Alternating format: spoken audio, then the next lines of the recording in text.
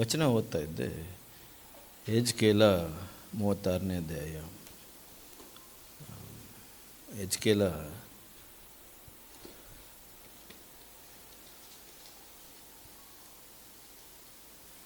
ಯೆರೆಮೀಯ ಆದಮೇಲೆ 36ನೇ ಅಧ್ಯಾಯ 23ನೇ ವಚನ. ಜನಾಂಗಗಳಲ್ಲಿ ಅಪಕೀರ್ತಿಗೆ ಗುರಿಯಾದ, ಅಧ್ಯಾಯ 36 23ನೇ ವಚನ. ಜನಾಂಗಗಳಲ್ಲಿ ಅಪಕೀರ್ತಿಗೆ ಗುರಿಯಾದ ಅಂದರೆ ನೀವು ಜನಾಂಗಗಳ ನಡುವೆ ಅಪಕೀರ್ತಿಗೆ ಗುರಿಯ ಮಾಡಿದ ನನ್ನ ಘನನಾಮದ ಗೌರವವನ್ನು ನಾನು ಕಾಪಾಡಿಕೊಳ್ಳುವೆನು. ಹೀಗೆ ನಾನು ಅವುಗಳ ಕಣ್ಣೆದುರಿಗೆ ನಿಮ್ಮ ರಕ್ಷಣೆಯ ಮೂಲಕ ನನ್ನ ಗೌರವವನ್ನು ಕಾಪಾಡಿಕೊಳ್ಳುವಾಗ ನಾನೇ ಯೆಹೋವನು ಎಂದು ಅವುಗಳಿಗೆ, ಅಂದರೆ ಬೇರೆ ಜನಾಂಗಗಳಿಗೆ ನಿಶ್ಚಿತವಾಗುವುದು. ಇದು ಕರ್ತನಾದ ಯೆಹೋವನ ನುಡಿ. ಇದರ ಏನು ಹೇಳಕ್ಕೆ ಪ್ರಯತ್ನ ಮಾಡ್ತಾ ಇದ್ದಾರೆ ಅಂದರೆ, ಯೆಜ್ಕೇಲನ ಮೂಲಕ ದೇವರು ಮಾತಾಡೋದು. ಈ ಲೋಕದಲ್ಲಿ ನನ್ನ ಹೆಸರು ಅವಮಾನಕ್ಕೆ ಒಳಗಾಗ್ತಾ ಇದೆ.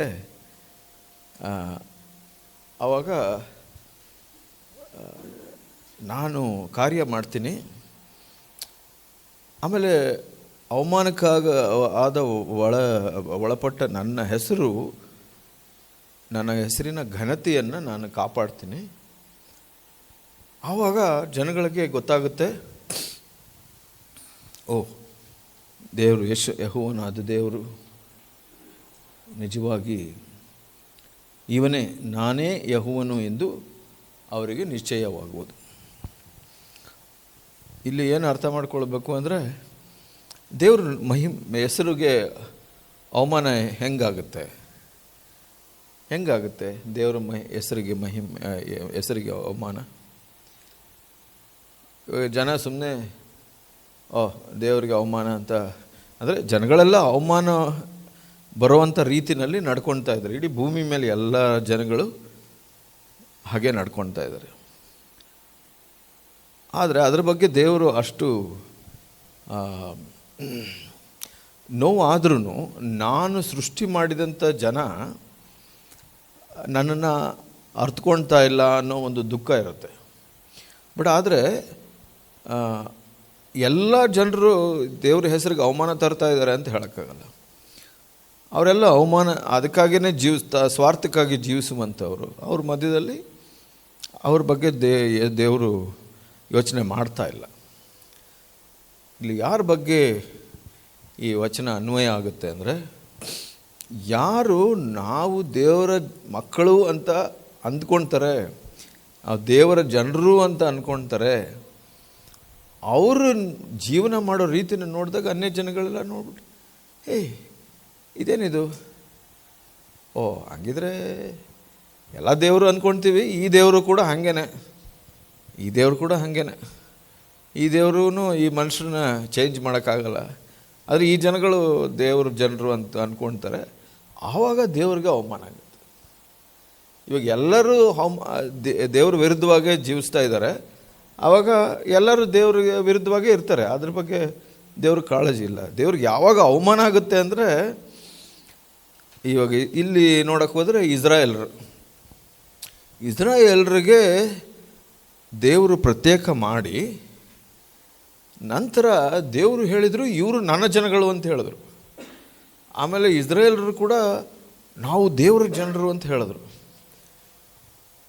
ಆವಾಗ ಅವರು ಆ ಘನತೆಗೆ ತಕ್ಕಂತೆ ಜೀವಿಸ್ತಾ ಇಲ್ಲ ಅಂದಾಗ, ಆ ಕರೆಗೆ ತಕ್ಕಂತೆ ಜೀವಿಸ್ತಾ ಇಲ್ಲ ಅಂದಾಗ, ಅಲ್ಲಿ ಅವ್ರಿಗೂ ಅನ್ಯ ಜನಗಳಿಗೂ ವ್ಯತ್ಯಾಸ ಗೊತ್ತಾಗ್ತಾ ಇಲ್ಲ ಅಂದಾಗ, ಆವಾಗ ಎಲ್ಲ ಜನ ಏನಂತಾರೆ, ಇದು ಕೂಡ, ಈ ದೇವರು ಕೂಡ ನಮ್ಮ ದೇವರಂತೆ, ಈ ದೇವರು ಕೂಡ ಮಾಮೂಲಿ ದೇವರು ನೋಡಿ. ಆವಾಗ ದೇವರು ಹೇಳ್ತಾರೆ, ಇಲ್ಲ, ಅವಮಾನ ಆಗುತ್ತೆ ನನಗೆ, ಆವಾಗ ನನಗೆ ಅವಮಾನ ಆಗುತ್ತೆ. ಆಮೇಲೆ ದೇವ್ರು ಹೇಳ್ತಾರೆ, ಇಲ್ಲ, ನಾನು ನಿಮ್ಮನ್ನು ಶುದ್ಧಪಡಿಸ್ತೀನಿ, ಪವಿತ್ರರನ್ನಾಗಿ ಮಾಡ್ತೀನಿ, ನೀವು ಹೊರಗಡೆ ಬರಬೇಕು. 2ನೇ ಕೊರಿಂಥದಲ್ಲಿ ಹಾಗೆ ಹೇಳ್ತಾರೆ. ಯಾರಾದರೂ ಓದ್ತೀರಾ ಗಟ್ಟಿಯಾಗಿ? 2ನೇ ಕೊರಿಂಥ 6ನೇ ಅಧ್ಯಾಯ 18ನೇ ವಚನ ನೋಡೋಣ. 16ರಿಂದ ಓದಿ.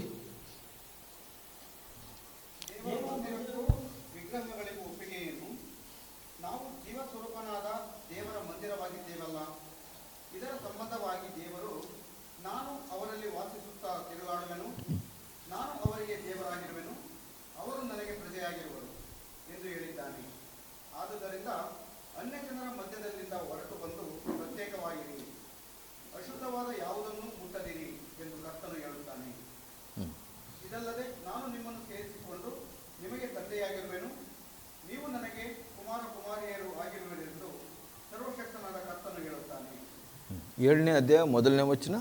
ಪ್ರಿಯರೇ, ಈ ವಾಗ್ದಾನಗಳು ನಮಗಿರುವುದರಿಂದ ನಾವು ಶರೀರಾತ್ಮಗಳ ಕಲ್ಮಶವನ್ನು ತೊಲಗಿಸಿ ನಮ್ಮನ್ನು ಶುಚಿ ಮಾಡಿಕೊಂಡು ದೇವರ ಭಯದಿಂದ ಕೂಡಿದವರಾಗಿ ಪವಿತ್ರತ್ವವನ್ನು ಸಿದ್ಧಿಗೆ ತರುವುದಕ್ಕೆ ಪ್ರಯತ್ನಿಸೋಣ. ನೋಡಿ, ಇಲ್ಲಿ ಪೌಲನಿಗೆ ಕೂಡ ಅದೇ ಥರದ ಭಾರ, ಎಜ್ಕೇಲನಿಗೆ ಇದ್ದಂಥ ಭಾರನೇ ಪೌಲನಿಗೆ ಇದೆ. ದೇವರು ಹೇಳಿದ್ದಾರೆ, ನೀವು ನನ್ನ ಮಕ್ಕಳು ಅಂತ. ನಿಮಗೆ ಏನು ಕೊಟ್ಟರು ದೇವರು? ನೀವು ಪಾಪಿಗಳು ಅನ್ನೋ ಅರಿವು ಕೊಟ್ಟರು. ಆಮೇಲೆ ಏನು ಕೊಟ್ಟರು? ಯೇಸು ಸ್ವಾಮಿ ಸತ್ತಿದ್ದಾರೆ ಅನ್ನೋದನ್ನು ತೋರಿಸಿದ್ರು ನಿಮಗಾಗಿ.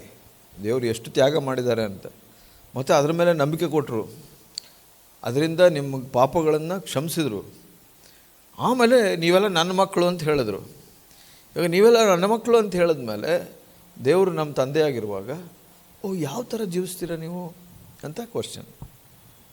ಆ ಒಂದು ವಾಗ್ದಾನ ನಮಗಿರೋದ್ರಿಂದ, ದೇವರು ನಮ್ಮ ತಂದೆ ಆಗಿರೋದ್ರಿಂದ ಇಲ್ಲಿ ಏನು ಹೇಳುತ್ತೆ, ಈ ವಾಗ್ದಾನಗಳು ನಮಗಿರುವುದರಿಂದ ನಾವು ಶರೀರಾತ್ಮಕಗಳ ಕಲ್ಮಶವನ್ನು ತೊಲಗಿಸಿ ನಮ್ಮನ್ನು ಶುಚಿ ಮಾಡಿಕೊಂಡು ದೇವರ ಭಯದಿಂದ ಕೂಡಿದವರಾಗಿ ಪವಿತ್ರತ್ವವನ್ನು ಸಿದ್ಧಿಗೆ ತರುವುದಕ್ಕೆ ಪ್ರಯತ್ನಿಸೋಣ.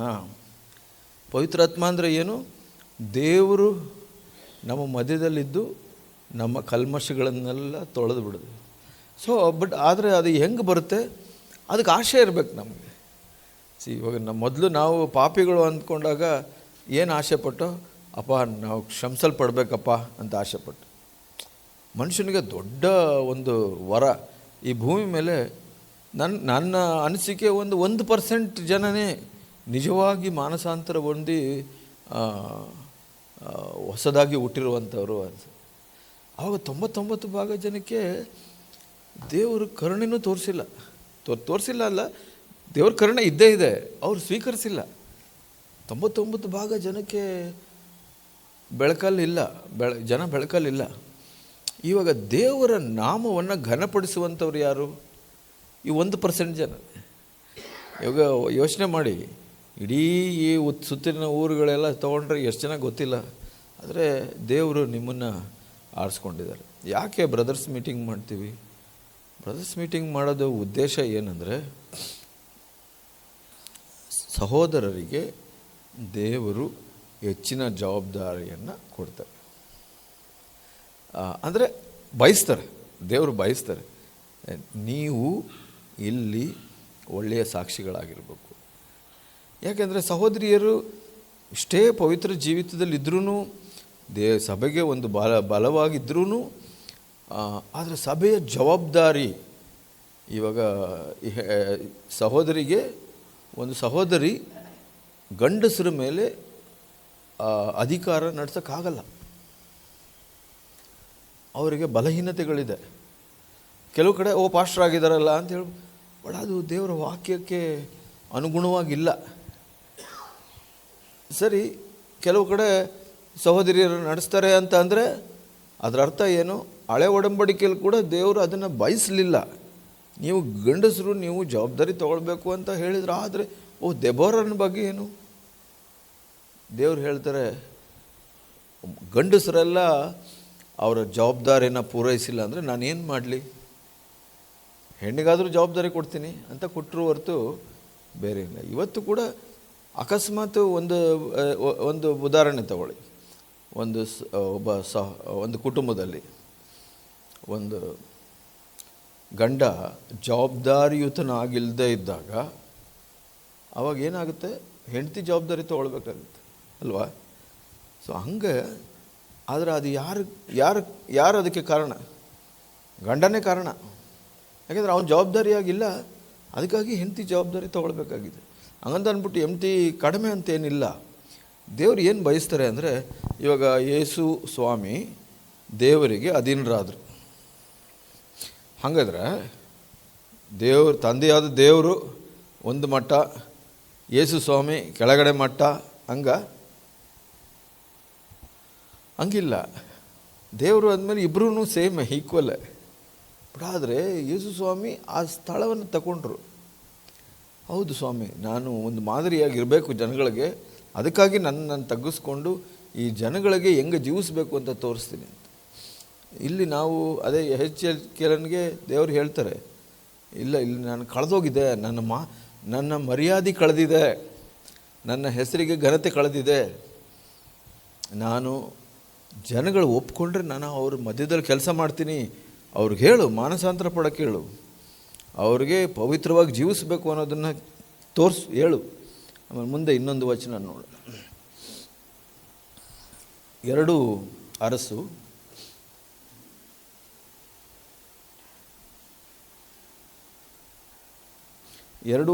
4ನೇ ಅಧ್ಯಾಯ 8ನೇ ವಚನ ಯಾರಾದರೂ ಓದಿ.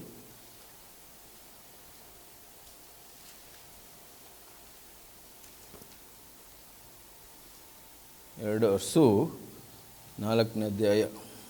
ಒಂದು ಸಾರಿ ಎಲೀಷನು ಶೂನೇಮಿಗೆ ಹೋದನು. ಅಲ್ಲಿನ ಒಬ್ಬ ಕುಲೀನ ಸ್ತ್ರೀಯು ಅವನನ್ನು ತನ್ನ ಮನೆಯಲ್ಲಿ ಊಟ ಮಾಡಬೇಕೆಂದು ಒತ್ತಾಯಪಡಿಸಿದಳು. ಅಂದಿನಿಂದ ಅವನು ಆ ಮಾರ್ಗದಿಂದ ಹೋಗುವಾಗೆಲ್ಲ ಆ ಮನೆಯಲ್ಲೇ ಊಟ ಮಾಡಬೇಕನು. 9ನೇ ವಚನ. ಆ ಸ್ತ್ರೀಯು ತನ್ನ ಗಂಡನಿಗೆ, ಯಾವಾಗಲೂ ಈ ದಾರಿಯಿಂದ ಹೋಗುತ್ತಾ ಬರುತ್ತಾ ಇರುವ ಆ ಮನುಷ್ಯನು ಪರಿಶುದ್ಧನು, ದೇವರ ಮನುಷ್ಯನು ಆಗಿರುತ್ತಾನೆಂದು ನನಗೆ ಗೊತ್ತಾಯಿತು. ನೋಡಿ, ಈ ಹೆಂಗಸಿಲ್ವಾ, ಈ ಹೆಂಗಸು ಭಾಳ ಜವಾಬ್ದಾರಿಯುತವಾದ ಹೆಂಗಸು. ಆಕೆ ಗಂಡನಿಗೆ ಹೇಳ್ತಾಳೆ, ಇಲ್ಲ, ಇದು ಕೆಲಸ ಮಾಡಬೇಕು ನಾವು ಅಂತ. ಆಕೆನೇ, ಈ ಒಂದು ದೈವಿಕ ಮನುಷ್ಯ ಬರ್ತಾನೆ, ಇವನಿಗಾಗಿ ಒಂದು ಕೊಠಡಿ ಮಾಡಿಡಬೇಕು. ಕಡೆಗೆ ನಾವು ಆ ಸ್ಟೋನಲ್ಲಿ ಓದ್ತೀವಿ, ಆ ಎಲೀಷನಿಗೆ ಗೊತ್ತಾಗುತ್ತೆ ಈಕೆಗೆ ಮಗು ಇಲ್ಲ ಅಂದ್ಬಿಟ್ಟು. ಆಕೆಗಾಗಿ ಪ್ರಾರ್ಥನೆ ಮಾಡ್ತಾರೆ, ದೇವರು ವರ ಕೊಡ್ತಾರೆ.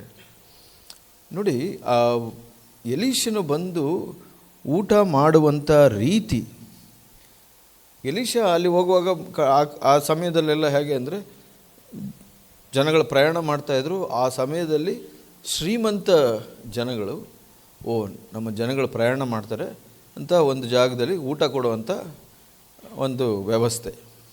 ಭಾಳ ಜನ ಬಂದು ಫ್ರೀಯಾಗಿ ಊಟ ಮಾಡ್ಕೊಂಡು ಹೋಗ್ತಾ ಇರ್ತಾರೆ, ಸ್ವಲ್ಪ ರೆಸ್ಟ್ ಮಾಡ್ಕೊಂಡು ಹೋಗ್ತಾರೆ ಅಲ್ಲೇ ಹೊರಗಡೆ. ಆದರೆ ಎಷ್ಟೋ ಜನ ಬಂದು ಹೋಗೋ ಸಮಯದಲ್ಲಿ ಈ ಸ್ತ್ರೀ ಭಾಳ ಒಬ್ಬರಲ್ಲಿ ಒಂದು ಅಭಿಷೇಕ, ಒಂದು ಜೀವಿತ, ವ್ಯತ್ಯಾಸವಾಗಿರುವಂಥ ಜೀವಿತವನ್ನು ಕಂಡು ಹಿಡಿಯುವಂಥ ಸ್ತ್ರೀ.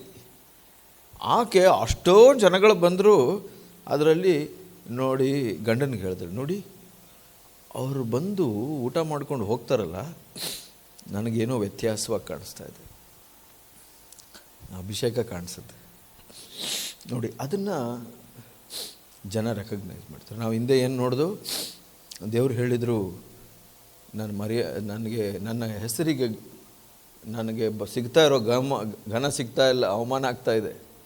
ಹೆಂಗೆ ಜನ ಜೀವನ ಮಾಡೋ ರೀತಿ ಏನಿಲ್ಲ. ನಾವು ದೇವ್ರ ಜನ ಅಂದ್ಕೊಂಡು ಅದು ಹೆಂಗೆ ಜೀವಿಸ್ಬೇಕೋ ಹಂಗೆ ಜೀವಿಸ್ತಾ ಇಲ್ಲ, ಅದರಿಂದ ನನಗೆ ಅವಮಾನ ಆಗ್ತಾ ಇದೆ ಅಂತ ದೇವ್ರು ಹೇಳ್ತಾರೆ. ಇವಾಗ ಫಾರ್ ಎಕ್ಸಾಂಪಲ್ ಇಲ್ಲೇ ಸಭೆಯಲ್ಲಿ ಸಹೋದರರಿಗೆ ಭಾಳ ಜವಾಬ್ದಾರಿಯುತವಾದ ಜೀವಿತ ಇದೆ. ಇವಾಗ ಸಭೆಯಲ್ಲಿ ಸಹೋದರರು ಜವಾಬ್ದಾರಿಯುತಾಗಿ ಇಲ್ಲದೆ ಇದ್ದಾಗ, ನೀವು ಅಭಿಷೇಕಕ್ಕಾಗಿ ನೀವು ಹೋರಾಡ್ತಾ ಇಲ್ಲ ಅಂದರೆ ಜನಗಳಿಗೆ ಗೊತ್ತಾಗುತ್ತೆ. ಇವಾಗ ಏನಾಗ್ಬಿಡುತ್ತೆ, ನಾವು ಹೇಳ್ತೀವಿ ಸಭೆಯಲ್ಲಿ ಮೊದಲನೇದಾಗಿ ನಾಯಕರ ಜೊತೆಯಲ್ಲಿ ಒಂದು ತಿರುಳು ಅಂತೀವಿ. ತಿರುಳು ಅಂದರೆ ಕೋರ್ ಬ್ರದರ್ಸ್, ಸಭೆಯಲ್ಲಿ ಜವಾಬ್ದಾರಿಯುತವಾದ ಬ್ರದರ್ಸ್. ನಾವು ಬೆಂಗಳೂರಿನಲ್ಲಿ ಕೂಡ ಅದನ್ನೇ ಯೋಚನೆ ಮಾಡ್ತೀವಿ, ಜವಾಬ್ದಾರಿಯುತ ಸಹೋದರರು. ಆ ದೇವ್ರ ಕಾರ್ಯ. ಎಲ್ಲರೂ ಬಂದ್ಬಿಟ್ಟು ನಾವು ಕ್ಲೀನ್ ಮಾಡ್ದೋ, ಅದು ಮಾಡ್ದೋ, ಇದು ಮಾಡ್ದೋ, ಅದರಲ್ಲಿ ಅಲ್ಲ. ಆತ್ಮೀಕ ಜವಾಬ್ದಾರಿ. ಇಲ್ಲಿ ನಾವು ಏನು ನೋಡ್ತೀವಿ, ಆ ಶೂನ್ಯವಾದ ಹೆಂಗಸು ಆ ಎಲೀಷನಲ್ಲಿದ್ದಂಥ ಒಂದು ಅಭಿಷೇಕ ನಾನು ನೋಡಿದ್ದೆ. ಹೆಂಗೆ ಸಾಧಾರಣವಾಗಿ ಬಂದು ಊಟ ಮಾಡ್ಕೊಂಡು ಹೋಗೋ ರೀತಿಯಲ್ಲೇ ನೋಡಿಬಿಟ್ಲು ನೋಡಿ. ಹಾಗೆ ನಾವು ಕೂಡ ನಾವು ಹೆಂಗಿರ್ತೀವಿ. ಇವಾಗ ನಾವು ಯೋಚನೆ ಮಾಡ್ಬೋದು, ಓಹ್ ನಾನು ಸಭೆಗೆ ಬಂದಾಗ ಆತ್ಮೀಕನಾಗಿರ್ಬೇಕಪ್ಪ. ಯಾವಾಗ ಸಭೆಗೆ ಬಂದಾಗ ಆತ್ಮೀಕನಾಗಿರ್ಬೇಕು, ಎಲ್ಲರೂ ನನ್ನ ಆತ್ಮಿಕನೂ ಅಂದ್ಕೊಳ್ಬೇಕು. ಹಂಗೆ ಜೀವಿಸೋದಲ್ಲ. ಎಲೀಷನ್ ಜೀವಿತ ಹೆಂಗಿತ್ತು ಅಂದರೆ, ಅವನು ಪ್ರತಿ ದಿವಸನೂ ಹಂಗೆ ಇದ್ದ. ಅವನು ಪ್ರತಿ ಕ್ಷಣದಲ್ಲೂ ಹಂಗಿದೆ. ಯಾಕೆಂದ್ರೆ ಅವನಲ್ಲಿ ದೇವ್ರ ಭಯ ಇತ್ತು. ದೇವರ ಮಹಿಮೆಗಾಗಿ, ದೇವರ ಪವಿತ್ರತೆಗಾಗಿ ಜೀವಿಸ್ತಾ ಇರೋದಂಥ ವ್ಯಕ್ತಿ. ದೇವ್ರ ಹೆಸರಿಗೆ ಅವಮಾನ ಆಗಬಾರ್ದು, ಆ ಥರ ಜೀವಿಸಿದಂಥ ವ್ಯಕ್ತಿ. ಇನ್ನು ಮುಂದೆ ನೋಡ್ತೀವಿ, ಹಿಂದಿನ ಜೀವಿತ ಆ ಥರ ನೋಡಿದ್ರೆ ಹೆಂಗೆ ಅಭಿಷೇಕ ಸಿಕ್ತು. ಅವನು ಎಲಿಯನನ್ನು ಬಿಡಲಿಲ್ಲ.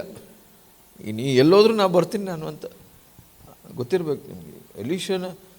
ಎಲೀಷನಿಗೆ ಯಾಕೆ 2 ಪಟ್ಟು ಅಭಿಷೇಕ ಸಿಕ್ತು? ಅವನು ಕೇಳ್ತಾನೆ ಎಲೀನ ಹತ್ರ, ನನಗೆ ಬೇಕು ಅಂತ ಅಂದ್ಬಿಟ್ಟು ಅಭಿಷೇಕ. ಅದಕ್ಕೆ ಮೊದಲನೇದಾಗಿ ನಮಗೇನು ಭಾರ ಇರಬೇಕು ಅಂದರೆ, ಸಹೋದರರಾಗಿ ಸಭೆಯಲ್ಲಿ ನಮಗೆಲ್ಲ ರಕ್ಷಣೆ ಸರಿಯಾಗಿ ಆಗಿದೆಯಾ, ಅದರ ಆನಂದ ನಮಗೆಲ್ಲರಿಗೂ ಇರಬೇಕು. ದೇವರು ನನಗೆ ಕ್ಷಮಿಸಿದ್ದಾರೆ, ನನಗೆ ರಕ್ಷಣೆ ಇದೆ ಅನ್ನೋ ಆನಂದ ಯಾವಾಗಲೂ ಇರಬೇಕು. ಅದು ನಿಮ್ಮ ಜನ್ಮಿಸಿದ್ದ ಹಕ್ಕು. ಸೈತಾನ ಬಂದ್ಬಿಟ್ಟು ನಿಮ್ಮನ್ನು ಬೀಳಿಸ್ಬಿಟ್ಟು ನಿಮ್ಮ ಆ ಒಂದು ದೃಢತೆ ಅಂತ ಹೇಳ್ತೀವಿ, ಆ ಆನಂದ, ಅದನ್ನು ತೆಗೆದುಬಿಡ್ತಾನೆ. ಭಾಳಷ್ಟು ಸಹೋದರರು ಸಭೆಯಲ್ಲಿ ಬೆಂಗಳೂರಲ್ಲಿ ಕೂಡ ನೋಡ್ತೀವಿ, ಓ ಬ್ರದರ್ ಹಿಂಗೆ ಬ್ರದರ್ ಹಂಗೆ ಬ್ರದರ್. ಆಮೇಲೆ ಸ್ಲೋ ಆಗಿ ಅವ್ರ ಯಾವುದು ಆ ಒಂದು ದೃಢತೆ ಅಥವಾ ಕಾನ್ಫಿಡೆನ್ಸ್, ಭರವಸೆ ಹೋಗ್ಬಿಡುತ್ತೆ. ಆಮೇಲೆ ಆನಂದ ಕಳ್ಕೊಂಬಿಡ್ತಾರೆ. ಆಮೇಲೆ ಸ್ಲೋ ಆಗಿ ಏನು ಕಾಣಿಸುತ್ತೆ, ಕುಟುಂಬದಲ್ಲಿ ಪ್ರಾಬ್ಲಮ್ಮು, ಫ್ಯಾಮಿಲಿ ಪ್ರಾಬ್ಲಮ್, ಗಂಡ ಹೆಂಡತಿ ಮಧ್ಯೆ ಪ್ರಾಬ್ಲಮ್ಮು, ಆಮೇಲೆ ಹಂಗೇ ಹಣದ ವಿಷಯದಲ್ಲಿ ಪ್ರಾಬ್ಲಮ್ಮು, ಫೈನಾನ್ಸ್ ಪ್ರಾಬ್ಲಮ್ಮು, ಇಲ್ಲೆಲ್ಲ ಬೀಳ್ತಾ ಇರ್ತಾರೆ ಹಂಗೆ ಸ್ವಲ್ಪ. ಮೊನ್ನೆ ಒಬ್ಬ ಬ್ರದರ್ ಫೋನ್ ಮಾಡಿ, ಮೊನ್ನೆ ಅಂದರೆ ಒಂದು 2 ತಿಂಗಳು ಮೊದಲೇ ಇರಬೇಕು, ಕಾಲ್ ಮಾಡಿ, ಬ್ರದರ್ ನಾನು ನಿಮ್ಮ ಹತ್ರ ಮಾತಾಡಬೇಕು. ಸರಿ ಮೀಟ್ ಮಾಡೋಣ ಅಂದೆ. ಇಲ್ಲ ಫೋನಲ್ಲೇ ಮಾತಾಡ್ಬಿಡ್ಲಾ? ಓಕೆ.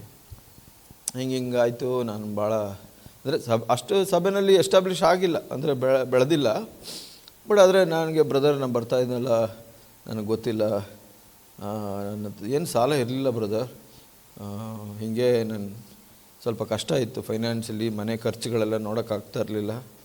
ಆಮೇಲೆ ನಮ್ಮ ಬ್ರದರ್ಗೇನೋ ಪ್ರಾಬ್ಲಮ್ ಆಯಿತು, ಅದಕ್ಕೆ ಹೋಗಿ ಒಂದಷ್ಟು ಸಾಲ ತಗೊಂಡೆ. ನೋಡಿ, ಮನೆ ಖರ್ಚುಗಳೇ ನೋಡ್ಕೊಳ್ಳೋಕೆ ಕಷ್ಟ ಇದೆ ಅಂತಾಗ ಆ ಬ್ರದರ್ಸ್ಗೆ ಸಾಲ ತಗೊಳ್ಬೇಕಾ? ಬ್ರದರ್ಗೆ ಯಾರೋ ಬ್ರದರ್ ಅಲ್ಲ, ಅವ್ನು ಸ್ವಂತ ಬ್ರದರ್ ಇರ್ಬೋದು. ನಾವೊಂದು ಸಾಲ ಮಾಡಿದೆ, ಆಮೇಲೆ ಇಷ್ಟ ಆಯಿತು, ಆಮೇಲೆ ಇನ್ನೊಂದು ಸ್ವಲ್ಪ ಜಾಸ್ತಿ ಆಯಿತು, ಅದೇನೋ ಮಾಡಿದೆ, ಇದೇನೋ ಏನೋ ನನಗೇನೋ ಅರ್ಥ ಆಗ್ತಾಯಿಲ್ಲ. ಅಯ್ಯಯ್ಯೋ ಎಲ್ಲಿ ಹೋಗಿದೆ, ಏನು ಹೋಗಿದೆ ಲೈಫಲ್ಲಿ. ಆಮೇಲೆ ಬ್ರದರ್ ನನಗೆ ಅಷ್ಟು ದೊಡ್ಡ ಸಾಲ ಆಗಿಬಿಟ್ಟಿದೆ, ತುಂಬ ಕಷ್ಟ ಆಗಿಬಿಟ್ಟಿದೆ. ಸರಿ ಬ್ರದರ್ ಪ್ರೇಯರ್ ಮಾಡೋಣ, ಮೀಟ್ ಮಾಡೋಣ ಅಂದೆ. ಮೀಟ್ ಮಾಡೋಕ್ಕೆ ಏನೋ ಗೊತ್ತಿಲ್ಲ ಯಾಕೆ ಅಂತ. ಆಮೇಲೆ ಎಲ್ಲ ಎಲ್ಡರ್ಸ್ಗೆಲ್ಲ ಒಂದು ಮೇಲ್ ಬರೆದು, ಇಲ್ಲ ಬರೋದಿಲ್ಲ ನಾನು ಸಭೆಗೆ, ಬೇರೆ ಸಭೆಗೆ ಹೋಗ್ತಾಯಿದ್ದೀನಿ. ಎಲ್ಲಿ ಸ್ಟಾರ್ಟ್ ಆಯಿತು ಅಂದರೆ, ಈ ಫೈನಾನ್ಸ್ ಪ್ರಾಬ್ಲಮ್ ಇರುತ್ತಲ್ಲ, ಫ್ಯಾಮಿಲಿ ಪ್ರಾಬ್ಲಮ್ಮು, ಅದು ಇಂಗ್ಲೀಷ್ನಲ್ಲಿ ಸಿಂಪ್ಟಮ್ ಅಂತೀವಿ. ಸಿಂಪ್ಟಮ್ ಅಂದರೆ ಕನ್ನಡದಲ್ಲಿ ಏನಂತ, ಲಕ್ಷಣಗಳು. ಅದು ಬರೀ ಲಕ್ಷಣ ಅಷ್ಟೇ. ಇವಾಗ ನಿಮಗೆ ವೈರಸ್ ಬಂದು ಇನ್ಫೆಕ್ಷನ್ ಆದರೆ ಲಕ್ಷಣ ಏನು? ಜ್ವರ ಬರುತ್ತೆ, ತಲೆನೋವು ಬರುತ್ತೆ, ವಾಂತಿ ಭೇದಿ ಬರ್ಬೋದು, ಇದೆಲ್ಲ ಲಕ್ಷಣಗಳು. ಯಾರೇ ಡಾಕ್ಟ್ರು ನಿಮಗೆ, ಓಹ್ ಜ್ವರ ಇದೆಯಾ, ಈ ಟ್ಯಾಬ್ಲೆಟ್, ಏನಿದೆ ತಲೆನೋವು, ತಲೆನೋವಿಗೆ ಈ ಟ್ಯಾಬ್ಲೆಟ್, ಮತ್ತು ವಾಂತಿಗೆ ಒಂದು, ಬೇದಿಗೆ ಒಂದು ಹಂಗೆ ಕೊಟ್ಟರು ಅಂದರೆ ಅವ್ರು ಡಾಕ್ಟ್ರೇ ಅಲ್ಲ, ಸರಿಯಾದ ಡಾಕ್ಟ್ರ್ ಅಲ್ಲ. ಹಂಗೆ ಕೊಡೋದಿಲ್ಲ ಡಾಕ್ಟ್ರು. ಇದೆಲ್ಲ ಬರೋಕ್ಕೆ ಏನು ಕಾರಣ? ಎಲ್ಲೋ ಒಳಗಡೆ ಇನ್ಫೆಕ್ಷನ್ ಇದೆ. ಅವರು ಮೆಡಿಸಿನ್ ಈ 4ಕ್ಕೂ ಕೊಡಲ್ಲ. ಅವ್ರು ಏನಕ್ಕೆ ಕೊಡ್ತಾರೆ? ಒಳಗಡೆ ಇನ್ಫೆಕ್ಷನ್ ಇದೆಯಲ್ಲ ಅದಕ್ಕೆ ಕೊಡ್ತಾರೆ, ಲಕ್ಷಣಕ್ಕಲ್ಲ. ಇವಾಗ ಯಾರೋ ಬಂದ್ಬಿಟ್ಟು ಫೈನಾನ್ಸ್ ಪ್ರಾಬ್ಲಮ್ ಬ್ರದರ್, ಅಷ್ಟೇ ಬ್ರದರ್, ಅಷ್ಟೇ, ಏನು ಮಾಡೋದು? ಅಷ್ಟೇ ಬ್ರದರ್, ಏನೋ ಎಲ್ಲರೂ ಹೊಂಚ್ಬಿಟ್ಟು ನಾನು ಇದೊಂದು ಪ್ರಾಬ್ಲಮ್ ಸಾಲ್ವ್ ಆಗ್ಬಿಟ್ರೆ ಸಾಕು ಬ್ರದರ್, ಇಷ್ಟು ದುಡ್ಡು ಸಿಕ್ಬಿಟ್ರೆ ಸಾಕು ಬ್ರದರ್, ನನ್ನ ಪ್ರಾಬ್ಲಮ್ ಸಾಲ್ವ್ ಆಗ್ಬಿಡುತ್ತೆ. ಅದು ಮುಚ್ತಾರೆ ಹಿಂಗೆ ತೂತು ಮುಚ್ಚಿದಂಗೆ. ಆಮೇಲೆ ಇನ್ನೊಂದು ತೂತು ಓಪನ್ ಆಗಿಬಿಡುತ್ತೆ. ಆಮೇಲೆ ಅದು ಮುಚ್ತಾರೆ, ಇನ್ನೊಂದು ಓಪನ್. ಇದು ಮುಗಿಯಲ್ಲ. ಅದು ತ್ಯಾಪೆ ಹಾಕೋದು ಅಂತಾರೆ. ಅದು ಹಂಗಾಗೋದಿಲ್ಲ. ಇದು ಸಿಂಪ್ಟಮ್, ಇದು ಲಕ್ಷಣಗಳು. ಅದಕ್ಕೆ ದೇವ್ರ ಜೊತೆ ನನಗೆ ಸಂಬಂಧ ಸರಿ ಇದೆಯಾ? ಯಾಕೆ ಈ ಸ್ಥಳಕ್ಕೆ ಬಂದೆ? ನೋಡಿ ಯಾಕೆ ಹೇಳುವ, ನನ್ನ ಲೈಫಲ್ಲಿ 85 ವರ್ಷದಲ್ಲಿ ಒಂದು ದಿವಸನೂ ₹1 ಸಾಲದಲ್ಲಿ ನಾನಿಲ್ಲ ಅನ್ನುವಾಗ ಎಂಥ ಸಾಕ್ಷಿ ಅದು. ಅವರು ಈ ಭೂಮಿ ಮೇಲೆ ಜೀವನ ಮಾಡಿದ್ರು. ಒಂದು ಟೈಮಲ್ಲಿ ಅವ್ರಿಗೂ ಕಷ್ಟ ಇತ್ತು. 4 ಜನ ಮಕ್ಕಳನ್ನ ಬೆಳೆಸೋಕ್ಕೆ ಭಾಳ ಕಷ್ಟ ಇತ್ತು. ರೇಷನ್ ಸ್ಟೋರಲ್ಲಿ ಕ್ಯೂ ನಿಂತ್ಕೊಂಡು ರೇಷನ್ ಅಕ್ಕಿ ತಿಂದವರು. ಏನಕ್ಕೆ ಅಂದರೆ ಇವತ್ತು ನಾವು ಹೇಳ್ತೀವಿ, ಬ್ರಜಾಕ್ ಅಭಿಷೇಕ ಇದೆ. ಅವರು ಇದೆಲ್ಲ ಅನುಭವಿಸಿನೇ ಯಾಕೆ ಅಭಿಷೇಕ ಕೊಟ್ಟರು ದೇವರು? ಯಾಕೆ ದೇವರು ಎಲೀಷನಿಗೆ ಅಭಿಷೇಕ ಕೊಟ್ಟರು? ಯಾಕೆ ದೇವರು ಎಲಿಯನಿಗೆ ಅಭಿಷೇಕ ಕೊಟ್ಟರು? ಯಾಕೆ ದೇವರು ಯೆಹೆಜ್ಕೇಲನಿಗೆ ಅಭಿಷೇಕ ಕೊಟ್ಟರು? ಹಂಗೆ ನೋಡ್ಕೊಂಡು ಬಂದರೆ ದೇವರು ಈ ವ್ಯಕ್ತಿ ನನ್ನ ಮಹಿಮೆಗಾಗಿ, ನನ್ನ ಘನತೆಗಾಗಿ ಜೀವನ ಮಾಡುವಂಥ ವ್ಯಕ್ತಿ. ಇವಾಗ ನಾನು ಅವನ ಜೊತೆಲಿ ನಿಂತ್ಕೊಳ್ತೀನಿ. ಅಂಥವ್ರು ಎಷ್ಟು ಜನ ಇದ್ದಾರೆ ಅಂತ ಕೇಳ್ತಾರೆ. ಒಂದು ಸಭೆ ನೋಡುವಾಗ ಹುಲಿಗಿ ಸಭೆಯಲ್ಲಿ ನನಗಾಗಿ, ನನ್ನ ಮಹಿಮೆಗಾಗಿ ನಿಂತ್ಕೊಳ್ಳುವಂಥ ಜನ ಎಷ್ಟು ಜನ ಇದ್ದಾರೆ? ಇವಾಗ ಎಲಿಷನ್ ಬಗ್ಗೆ ಏನು ಹೇಳ್ತಾ ಇದ್ದೀವಿ? ಬಂದು ಒಂದು ಜಾಗದಲ್ಲಿ ಪ್ರಯಾಣ ಹೋಗುವಾಗ ಕುಂತು ಊಟ ಮಾಡ್ಕೊಂಡು ಹೋಗೋ ವ್ಯಕ್ತಿ. ಅದು ಈ ಮಹಿಳೆ ಅವನಲ್ಲಿ ಅಭಿಷೇಕ ಇದೆ ಅಂತ ಕಂಡ್ಕೊತಾಳೆ. ಅದು ಹೆಂಗೆ? ಅದು ಒಂದು ದಿವಸದಲ್ಲಿ ಬರುವಂಥದ್ದಲ್ಲ, ಪ್ರತಿ ದಿವಸ ಹಂಗೆ. ಇವಾಗ ಫ್ಯಾಕ್ಟ್ರಿಗೆ ಹೋಗ್ಬೋದು, ಇನ್ನೆಲ್ಲೋ ಕೆಲ್ಸಕ್ಕೆ ಹೋಗ್ಬೋದು, ಕಾಲೇಜ್ಗೆ ಹೋಗ್ಬೋದು. ಬಟ್ ಅದು ಯಾರ ವ್ಯಕ್ತಿಗೆ ಆ ಭಾರ ಇರುತ್ತೆ, ದೇವರೇ ನೀನು ನನಗೆ ರಕ್ಷಣೆ ಕೊಟ್ಟಿದೀಯ ಅಂದರೆ ನನ್ನನ್ನು ಎಲ್ಲ ಪೂರ್ಣವಾಗಿ ಕ್ಷಮಿಸಿದೀಯ, ನನಗೆ ಆ ಧೈರ್ಯ ಕೊಟ್ಟಿದೆಯಾ ಈ ಭೂಮಿ ಮೇಲೆ ಜೀವನ ಮಾಡೋಕ್ಕೆ. ಎಲ್ಲರೂ ಭಯಪಟ್ಕೊಂಡು ಜೀವನ ಮಾಡ್ತಾರೆ, ಆದರೆ ನಾನು ಆ ಭಯಪಟ್ಕೊಂಡು ಜೀವನ ಮಾಡೋಂಗಿಲ್ಲ. ನನ್ನ ಎಲ್ಲ ಪಾಪಗಳನ್ನು ಕ್ಷಮಿಸಿದೀಯಾ. ಇವಾಗ ನನ್ನ ಉದ್ದೇಶ ಏನು? ಸ್ವಾಮಿ ನನಗೆ ಇನ್ನೊಂದು ಸ್ವಲ್ಪ ದುಡ್ಡು ಕೊಟ್ಬಿಡು, ಕೆಲಸ ಕೊಟ್ಬಿಡು, ಮದುವೆ ಮಾಡಿಬಿಡು, ಅದು ಮಾಡಿ. ಹಂಗಿರೋರು ಯಾರು ಸಭೆಯಲ್ಲಿ ಬಲವಾಗಿರಲ್ಲ. ಅವರಿಂದ ದೇವ್ರಿಗೆ ಮಹಿಮೆ ಸಿಗಲ್ಲ. ಎಲ್ಲ ಸಭೆಗಳು ದೇವ್ರು ನಿಮ್ಗೆ ಗುಣಪಡಿಸ್ತಾರೆ. ಏನು ಗುಣಪಡಿಸ್ಬಿಟ್ಟು ಏನು ಮಾಡ್ತೀರಿ? ಒಂದು ಸಲ ಬ್ರಜಾಕ್ ಹಿಂಗೆ ಹೇಳ್ತಾಯಿದ್ರು, ಸರಿ ನಿಮ್ಗೆ ಆರೋಗ್ಯ ಚೆನ್ನಾಗಿಲ್ಲ, ಬ್ರದರ್ ಪ್ರೇಯರ್ ಮಾಡಿ. ಸರಿ, ಇವಾಗ ಪ್ರೇಯರ್ ಮಾಡಿದ್ಮೇಲೆ ಏನು ಮಾಡ್ತೀರಾ? ಗುಣ ಆಯಿತು, ಏನು ಮಾಡ್ತೀರಾ? ಆರೋಗ್ಯ ಇಟ್ಕೊಂಡು ಏನು ಮಾಡ್ತೀರಾ? ಹೋಗಿ ಸಿನಿಮಾಗೆ ಕ್ಯೂ ನಿಂತ್ಕೊಳ್ತೀರಾ? ಸಿನಿಮಾ ನೋಡ್ತೀರಾ? ಸ್ವಾರ್ಥಕ್ಕಾಗಿ ಜೀವಿಸ್ತೀರಾ? ಮತ್ತೆ ಯಾಕೆ ಗುಣಪಡಿಸ್ಬೇಕು ದೇವರು? ಪ್ರಶ್ನೆ ಅದು. ಇವರೆಲ್ಲ ಹೆಂಗೆ? ನನ್ನ ಹೆಸರು ಹೇಳಿದೆ, ಭಾಳಷ್ಟು ಹೆಸರುಗಳು. ಯಾಕೆ ಅವ್ರ ಹೆಸರು ದೇವರ ವಾಕ್ಯದಲ್ಲಿ ಬಂದಿದೆ? ಅವರೆಲ್ಲ ಅಪ್ಪ ನಿನ್ನ ನಾಮಕ್ಕೆ ಮಹಿಮೆ ಆಗಬೇಕಪ್ಪ, ನಿನಗಾಗಿ ಜೀವಿಸ್ಬೇಕು. ನಾನು ಆಫೀಸಲ್ಲಿ ಕೆಲಸ ಮಾಡುವಾಗಲಾಗಲಿ, ಹಣ ಉಪಯೋಗಿಸುವಾಗ, ನನ್ನ ಕಣ್ಣು ಉಪಯೋಗಿಸುವಾಗ, ಸಮಯ ಉಪಯೋಗಿಸುವಾಗ, ನನ್ನ ಶಕ್ತಿ ಉಪಯೋಗಿಸುವಾಗ, ನಮ್ಮ ಬಾಯಿ ಉಪಯೋಗಿಸುವಾಗ ನಿನಗೆ ಮಹಿಮೆ ಆಗಬೇಕು ಸರ್. ಅಲ್ಲಿ ಹಂಗೆ ಹೇಳ್ತಾ ಆ ವಾಕ್ಯ ಹೇಳುತ್ತೆ, ನಿಮ್ಮ ಜೀವಿತನ ನೋಡಿ ಜನ ನನಗೆ ಘನಪಡಿಸ್ತಾರೆ. ಅಂದರೆ ಯೆಹೋವನೇ ದೇವರು ಅಂತ ಹೇಳ್ತಾರೆ. ನೋಡಿ, ಅಬ್ರಹಾಮನಿಗೆ ಭಯ ಆಯಿತು, ಅಯ್ಯೋ ನಾನು ಹೆಂಡ್ತಿ ಅಂದರೆ ಏನಾಗುತ್ತೋ ಅಂತ ಅಂದ್ಬಿಟ್ಟು. ಆದರೆ ಅವನು ಭಯಪಟ್ಟ, ದೇವರೇ ಸಹಾಯ ಮಾಡು ಅಂತ ಅಂದ್ಬಿಟ್ಟು. ಆ ಒಂದು ಜೀವಿತ ನೋಡಿ ಅವನ ರಾಜನಿಗೆ ಭಯ ಬಂತು. ಅಯ್ಯೋ ನಿನ್ನ ದೇವರು ಭಾಳ ಬಲಶಾಲಿ ಆದ ದೇವರು, ನೀನು ಹೋಗ್ಬಿಡು ನೀನು. ಇವರು ಎಲ್ಲ ಜೀವಿತಗಳನ್ನು ನೋಡಿ ಅವ್ರಿಗೆ ಗೊತ್ತಾಯಿತು, ನಿನ್ನ ದೇವರು ಬಲಶಾಲಿಯಾದ ದೇವರು ಅಂತ ಅಂದ್ಬಿಟ್ಟು. ಅದನ್ನು ನಾವು ಉಳಿಸ್ಕೊಳ್ಬೇಕು. ಹಂಗೆ ನಾವು ಇಲ್ಲಿ ಏನು ಓದು ಆ ಶೂನ್ಯಮದ ಹೆಣ್ಣು ಅದನ್ನು ಗುರುತಿಸಲು. ಸೊ ಇವತ್ತು ನಾನು ನನ್ನ ಹೆಂಡತಿಗೆ ಹೇಳ್ಬೋದು, ಬೈಬಲ್ ಹೇಳುತ್ತೆ ನೀನು ನನಗೆ ಅಧೀನಳಾಗಿರಬೇಕು, ನಾನು ಹೇಳ್ದಂಗೆ ಕೇಳು, ಹಂಗೆ ಹೇಳ್ಬೋದಲ್ಲ? ಬೇಡ, ಹಂಗೆ ಬರೋದಿಲ್ಲ. ಹಂಗಂತ ಅಂದ್ಬಿಟ್ಟು ನಾವು ಹೆಂಡತಿಗೆ ಹೆಂಡತಿ ಹೇಳ್ದಂಗೆ ಕೇಳ್ಕೊಂಡಿರ್ಬೇಕಾ? ಅದೂ ತಪ್ಪು. ಆದಾಮಂದು ಒಂದು ಪಾಪ ಏನು ಹೇಳಿದ್ರು? ನೀನು ಪಾಪ ಏನಂತ ಹೇಳಿದ್ರು? ಆದಾಮನಿಗೆ ಹೆಂಡತಿ ಮಾತು ಕೇಳಿದೆ ಅಂದರು. ಹಂಗಾರೆ ಹೆಂಡತಿ ಮಾತು ಕೇಳೋದು ತಪ್ಪ? ಇಲ್ಲ, ಹಂಗಂತನೂ ಅಲ್ಲ. ಆದರೆ ಹೆಂಡತಿಗೆ ಅಧಿಕಾರ ಮಾಡಬಾರ್ದು, ನೀನು ಸುಮ್ಮನೆ ನಾನು ಹೇಳಿದ ಮಾತು ಕೇಳು ಅಂತ. ಅದೂ ತಪ್ಪು, ಅದನ್ನು ನಾಯಕತ್ವ ಅಲ್ಲ. ಮತ್ತೇನಂದರೆ ಹೆಂಡತಿಗೆ ಗೊತ್ತಾಗಬೇಕು, ನನ್ನ ಗಂಡನ ಜೊತೆ ದೇವರಿದ್ದಾರೆ, ಅದು ಗೊತ್ತಾಗಬೇಕು. ಅವಾಗ ಆಕೆಗೆ ಭಯ ಬರಬೇಕು. ಇವಾಗ ಸಾರಾಳು ಯಾಕೆ ಅಬ್ರಹಾಮನಿಗೆ ಅಷ್ಟು ರೆಸ್ಪೆಕ್ಟ್ ಕೊಟ್ಟಳು? ಅಬ್ರಹಾಮ ಅಂತ ಅವನು ಭಯಪಡುವಂಥವನಾಗಿದ್ರು ಅಂಥ ವ್ಯಕ್ತಿ, ಅಂಥ ಒಳ್ಳೆ ಜೀವಿತ ಇತ್ತು ಅವನಲ್ಲಿ. ಅದಕ್ಕಾಗಿ ಆಕೆ ನಾವು ಊರು ಬಿಟ್ಟು ಹೋಗ್ಬಿಡೋಣ, ಓಕೆ ಸ್ವಾಮಿ. ಪೇತ್ರ ಹಂಗೆ ಹೇಳ್ತಾರೆ, ಹೆಂಡತಿ ಏನು ಹೇಳಿದ್ಲು ಸಾರಳು? ಪ್ರಭು ಅಂತ ಹೇಳಿದ್ಲು, ಯಜಮಾನ ಅಂತ ಹೇಳಿದ್ಲು, ಯಜಮಾನನು ಅಂತ ಕರೆದ್ಲು. ಇಂಗ್ಲೀಷ್ನಲ್ಲಿ ಲಾರ್ಡ್, ಪ್ರಭು ಅಂತ ಕರೆದ್ಲು. ಯಾಕೆ? ಆಕೆ ಹೇಳ್ಬೋದಿತ್ತಲ್ಲ, ಇಲ್ಲ ನೀನು ಸರಿ ಎಲ್ಲಿ ಹೋಗ್ತಾ ಇದೆಯಾ ಹೇಳು, ಗೊತ್ತಿಲ್ಲ, ನಿನಗೇನು ತಲೆಗೆಲ್ಲ ಕೆಟ್ಟಿದೆ, ನನಗೆ ನಿನ್ನ ಜೊತೆ ನಾನು ಯಾಕೆ ಬರಬೇಕು, ಹಂಗೆ ಹೇಳಿಲ್ಲ. ಯಾಕೆ?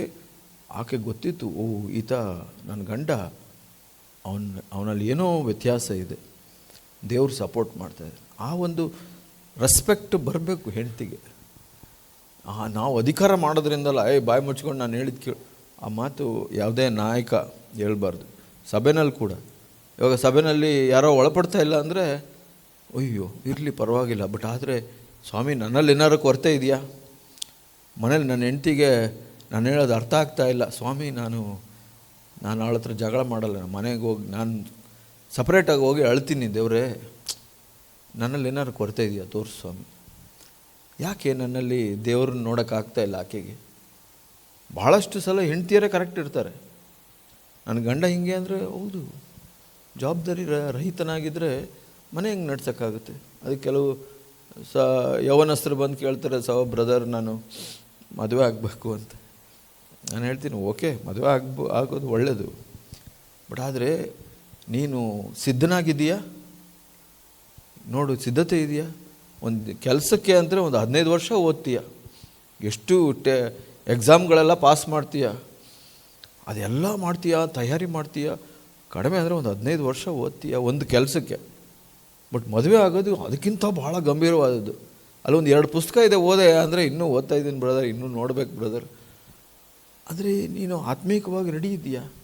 ಒಂದು ಮನೆ ಅಂದರೆ ಒಂದು ಸಭೆ ಇದ್ದಂಗೆ, ಆ ನಾಯಕತ್ವಕ್ಕೆ ನೀನು ರೆಡಿ ಇದೆಯಾ? ದೇವರ ಅಭಿಷೇಕ ಇದೆಯಾ? ದೇವರು ಅದು ಎಲ್ಲಿ? ಆಮೇಲೆ ನಾನು ಕೇಳ್ತೀನಿ, ಅಲ್ಲಪ್ಪ ಮದುವೆ ಆಗಬೇಕು ಅಂದರೆ ಒಂದು ಆತ್ಮಿಕವಾಗಿ ರೆಡಿ ಇರಬೇಕು, ಇನ್ನೊಂದು ಆರ್ಥಿಕವಾಗಿ ರೆಡಿ ಇರಬೇಕು. ಫೈನಾನ್ಷಿಯಲ್ ಕಂಡೀಷನ್ ಹೆಂಗಿದೆ ಅದು ತೋರಿಸುತ್ತೆ. ನಾನು ಹೇಳೋದು ಜಾಸ್ತಿ ದುಡ್ಡು ಮಾಡ್ಕೊಳ್ಬೇಕು, ಇಷ್ಟು ದುಡ್ಡು ಮಾಡಿರ್ಬೇಕು, ಅಷ್ಟು ಅದಲ್ಲ. ಮನುಷ್ಯ ಯಾರಾದರೂ ನೋಡಿದ್ರೆ ಈ ಮನುಷ್ಯ ಜವಾಬ್ದಾರಿಯುತನಾದ ಮನುಷ್ಯ, ಹಣದ ವಿಷಯದಲ್ಲಿ, ಮಾತಿನಲ್ಲಿ, ನಡತೆಯಲ್ಲಿ, ಆವಾಗ ಹೆಣ್ಣು ಕೊಡ್ತಾರೆ. ಅಂದರೆ ಒಬ್ಬ ಹೆಣ್ಣು ಕೊಡ್ತಾರೆ ಅಂತ ಹೇಳೋದು ಸರಿ ಮಾತಲ್ಲ. ಒಂದು ಹೆಣ್ಣು ಮದುವೆ ಆಗೋಕ್ಕೆ ಸಮಾಧಾನ ಸಂತೋಷ ಪಡ್ತಾಳೆ. ಈ ಹೆಣ್ಣು ಕೊಡೋದೆಲ್ಲ ಹಿಂದೂಗಳ ಸಂಪ್ರದಾಯ. ಅವ್ರ ಅಪ್ಪ ಅಮ್ಮ ಹೆಣ್ಣು ಕೊಟ್ಬಿಡ್ತಾರೆ. ಏನು ಅವ್ನ ಕೆಲಸ ಚೆನ್ನಾಗಿದೆ, ಅವ್ನ ದುಡ್ಡು ಚೆನ್ನಾಗಿದೆ, ಹಂಗೆ ನೋಡಿ ಇಲ್ಲಿ ಹೆಣ್ಣು ಕೊಡೋದಲ್ಲ. ಕ್ರೈಸ್ತರಾಗಿ ಹೆಣ್ಣು ಕೊಡೋದಲ್ಲ. ಒಂದು ಹೆಣ್ಣು ಒಬ್ಬ ವ್ಯಕ್ತಿನ ನೋಡಿ, ಇವನಲ್ಲಿ ಆತ್ಮಿಕತೆ ಇದೆ, ಅವನ ನಡತೆ ಇದೆ, ಜೀವಿತ ಇದೆ, ಗುಣ ಇದೆ, ಆಕೆಗೆ ದೇವ್ರ ಮುಂದೆ ಸಮಾಧಾನ ಆಗುತ್ತೆ.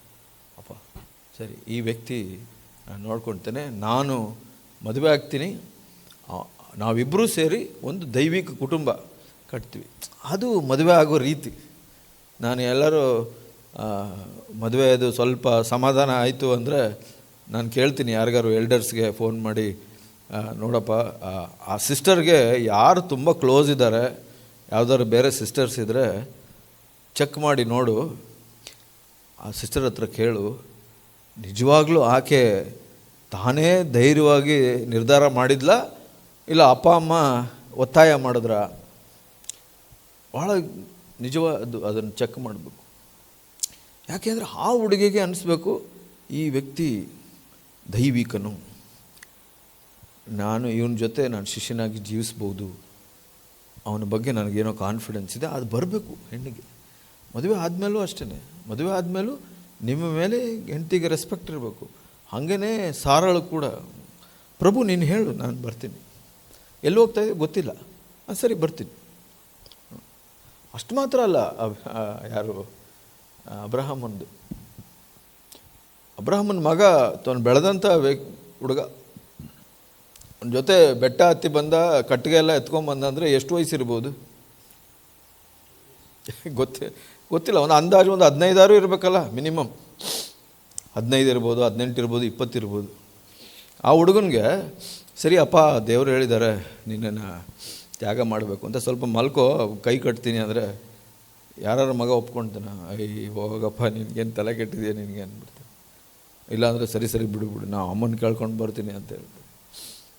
ಯಾಕಂದರೆ ಅಮ್ಮನಿಗೆ ಹೇಳಿರಲ್ಲ ಅವನು, ದೇವರ ಇದು ಮಾಡ್ತೀವಿ ಅಂದರೆ ಆರಾಧನೆ ಮಾಡೋಕ್ಕೆ ಹೋಗ್ತಾಯಿದ್ವಿ. ಆ ಒಂದು ಸೇವಕರು ಕೂಡ ಹಂಗೆ ಹೇಳ್ತಾನೆ, ಆರಾಧನೆ ಮಾಡೋಕ್ಕೆ ಹೋಗ್ತೀವಿ. ಸೊ ನೋಡಿ ಹೆಂಗೆ ಅದಿನ್ನದ ಮಗ. ಇಲ್ಲಿ ಶೂನ್ಯದ ಆ ಹೆಂಗಸು ಹೆಂಗೆ ನೋಡಿದ್ಲು ಎಲಿಷನ್ ಇದನ್ನೆಲ್ಲ ಅಭಿಷೇಕ ಇದೆ ಅಂತ, ಅದು ಕೂಡ ಅದೇ ಸೇಮ್ ಅಬ್ರಹಾಮನ್ನ ನೋಡಿ ಕೂಡ ಮಗ ಅಂದ್ಕೊಂಡ, ಓಕೆ ಅಪ್ಪ ನೀನು ದೇವ್ರು ಹೇಳಿದ್ದಾರೆ ಅಂದರೆ ನಾನು ನಂಬ್ತೀನಿ. ಅದು ಅದೇ ತಾನಾಗಿ ಬರಬೇಕು. ನಮ್ಮ ಮಕ್ಕಳಲ್ಲಿ ತಾನಾಗೆ ಬರಬೇಕು, ರೆಸ್ಪೆಕ್ಟ್ ಬರಬೇಕು. ಇವಾಗ ನನ್ನ ಮಕ್ಕಳೇ ರೆಸ್ಪೆಕ್ಟ್ ಕೊಡದೆ ನನ್ನ ಮಾತಲ್ಲಿ ಇದಿಲ್ಲ ಅಂದರೆ ನಾನು ಅವ್ರ ಹತ್ರ ನಾನು ಹೇಳಿದ್ದು ಕೇಳು ಅಂತ ಹಂಗೆ ಮಾತಾಡಬಾರ್ದು. ನಾನು ಹೋಗ್ಬೇಕು, ದೇವ್ರ ಹತ್ರ ಹೋಗ್ಬೇಕು. ದೇವ್ರೇ ನನ್ನಲ್ಲಿ ಏನು ಕೊರತೆ ಇದೆ ಸ್ವಾಮಿ, ನನ್ನದೇನು ತಪ್ಪು, ನನಗೆ ಶಕ್ತಿ ಕೊಡು, ಅಭಿಷೇಕ ಕೊಡು, ನನ್ನ ಮಕ್ಕಳಿಗೆ ನನ್ನ ಹೆಂಡತಿಗೆ ನನ್ನ ಮೇಲೆ ಭರವಸೆ ಬರಬೇಕು ಅಂತ ನನ್ನ ಮಾತಲ್ಲಿ ನನ್ನ ಅಳತೆಯಲ್ಲಿ ಅವರು ನಿನ್ನ ನೋಡಬೇಕು. ಇವಾಗ ನಾವು ಮೊದಲನೇದಾಗಿ ಏನು ನೋಡೋದು ಹೇಳ್ತಾರೆ, ನಾನು ನಿಮ್ಮನ್ನು ಪವಿತ್ರಗೊಳಿಸ್ತೀನಿ, ನೀವು ಹೊಲಸನ್ನು ಬಿಟ್ಟು ಬನ್ನಿ. ಆವಾಗ ಜನ ನಿಮ್ಮನ್ನು ನೋಡಿ ನನಗೆ ಗಣಪಡಿಸ್ತಾರೆ, ನನ್ನನ್ನು ಗಣಪಡಿಸ್ತಾರೆ. ಇದು ನಮ್ಮ ಸಾಕ್ಷಿಯಾಗಿರ್ಬೇಕು, ಸಹೋದರರಾಗಿ ಜವಾಬ್ದಾರಿಯುತರಾಗಿರ್ಬೇಕು. ಮತ್ತು ಇನ್ನೊಂದು ವಚನ 2ನೇ ಅರಸು 3ನೇ ಅಧ್ಯಾಯ 11ನೇ ವಚನ ನೋಡಿ.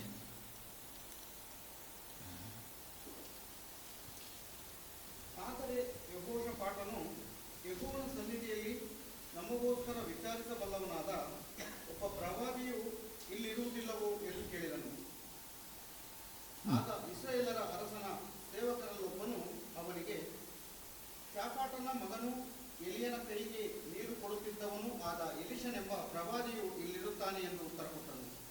ಇದರಲ್ಲಿ ಮುಖ್ಯವಾಗಿ ಏನು ನೋಡ್ಬೋದು ಅಂದರೆ, ನೋಡಿ ಇಲ್ಲಿ ಯೆಹೋಷಾಫಾಟ ಕೇಳ್ತಾನೆ, ದೇವರ ಸನ್ನಿಧಿಯಲ್ಲಿ ದೇವ್ರ ಮುಂದೆ ನಿಂತ್ಕೊಳ್ಳೋ ಅಂಥ ವ್ಯಕ್ತಿ ಯಾರು ಇಲ್ವಾ ಅಂತ ಕೇಳುವಾಗ, ಯಾರು ಪ್ರವಾದಿ ಇಲ್ವಾ ಅಂದಾಗ ಅವಾಗ ಸೇವಕ ಏನು ಹೇಳ್ತಾನೆ, ಅಲ್ಲೊಬ್ಬ ದೊಡ್ಡ ಪ್ರವಾದಿ ಇದ್ದಾನೆ, ಪವಾಡಗಳು ಮಾಡ್ತಾನೆ, ಅದ್ಭುತಗಳು ಮಾಡ್ತಾನೆ, ತುಂಬ ಹಣವಂತನು, ಹಂಗೆ ಹೇಳಲಿಲ್ಲ. ಹೇಳೋ ಒಂದು ಮಾತು ಏನಂದರೆ, ಇಲ್ಲೊಬ್ಬ ಇದ್ದ, ಅವನು ಪ್ರವಾದಿಗೆ ಎಲಿಯನಿಗೆ ಏನು ಮಾಡ್ತಾಯಿದ್ದ, ಕೈಗೆ ನೀರು ಹಾಕ್ತಾ ಇದ್ದ. ನೋಡಿ ಗುರ್ತು ನೋಡಿ ಹೆಂಗಿದೆ. ಇವನು ಯಾರಿಗೂ ಕೈಗೆ ನೀರು ಕೊಡ. ನಾನು ಸಭೆನಲ್ಲಿ ನೋಡ್ತೀನಿ, ಎಲ್ಲರಿಗೂ ಆ ಒಂದು ದೀನತೆ ಇರೋದಿಲ್ಲ. ಅಂದರೆ ದೀನತೆ ಅಂದರೆ ಸೇವಕ ಆತ್ಮ. ಕೆಲವು ಸಹೋದರರನ್ನು ನೋಡ್ತೀನಿ, ಯಾವುದು ರೆಡಿ, ಯಾವುದೋ ಒಂದು ಚಿಕ್ಕ ಕೆಲಸ ಮಾಡೋದಿರಲಿ, ಯಾವುದೋ ಒಂದು ಸೀಕ್ರೆಟಾಗಿ ಮಾಡೋದಿರಲಿ, ರೆಡಿಯಾಗಿರ್ತಾರೆ. ನಾನು ಭಾಳ ವರ್ಷಗಳಿಂದ ನೋಡಿದ್ದೀನಿ. ಆಮೇಲೆ ಕ್ರಮೇಣವಾಗಿ ನಾನು ನೋಡ್ತೀನಿ, ಆ ಸಹೋದರರಿಗೆ ಅಭಿಷೇಕ ಸಿಕ್ಕಿರುವಂಥ. ಬೆಂಗಳೂರಲ್ಲಿ ಮಾತ್ರ ಅಲ್ಲ, ನಾನು ಬೇರೆ ಕಡೆ ಭಾಳಷ್ಟು ಕಡೆ ನೋಡಿದ್ದೀನಿ. ಯಾರು ಯಾವಾಗಲೂ ನಮಗೆ ಒಳ್ಳೆ ಇದು ಬೇಕಪ್ಪ, ಹಾಡುಗಳು ಆಡೋದು, ಮ್ಯೂಸಿಕ್ ಆಡೋದು, ಅದು ಮಾಡೋದು, ಇದು ಮಾಡೋದು, ಅದು ಮಾತ್ರ ಮಾಡ್ತೀವಪ್ಪ, ಜನಗಳಿಗೆ ಕಾಣಿಸುವಂಥದ್ದು. ಆದರೆ ಈ ಚಿಕ್ಕ ಚಿಕ್ಕ ಕೆಲಸಗಳು, ಕೈಗೆ ನೀರು ಹಾಕೋ ಕೆಲಸ, ಇವೆಲ್ಲ ಅದೆಲ್ಲ ಬೇರೆ ಮಾಡ್ತಾರೆ, ಬೇರೆಯವ್ರು ಮಾಡ್ತಾರೆ. ಬಟ್ ದೇವರ ಅಭಿಷೇಕ ಯಾರಲ್ಲಿ ನೆಲೆಸುತ್ತೆ? ಯಾರಿಗೆ ತಮ್ಮಲ್ಲಿ ಸೇವಕನ ಆತ್ಮ ಇರುತ್ತೋ ಅವರಲ್ಲಿ ನೆಲೆಸುತ್ತೆ. ಸೇವಕನ ಆತ್ಮ ಇರುತ್ತೆ. ಯೇಸು ಸ್ವಾಮಿಗೂ ಅಷ್ಟೆ ಸೇವಕನ ಆತ್ಮ ಇದ್ದು. ಯೇಸು ಸ್ವಾಮಿ ಹೇಳಿದ್ದೇ, ನಿಮಗೆ ಜನ ಏನಂತ ಕರೀಲಿ? ಒಂದು ಸಹೋದರ ಅಂತ ಕರೀಲಿ, ಇನ್ನೊಂದು ಸೇವಕ ಅಂತ ಕರೀಲಿ. ಎರಡು ಹೆಸರೇ ಕೊಟ್ಟಿರೋದು ಯೇಸು ಸ್ವಾಮಿ, ಬೇರೆ ಯಾವ ಹೆಸರಿಲ್ಲ. ಇಲ್ಲಿ ಆತ್ಮ ನೋಡ್ತೀವಿ ನಾವು.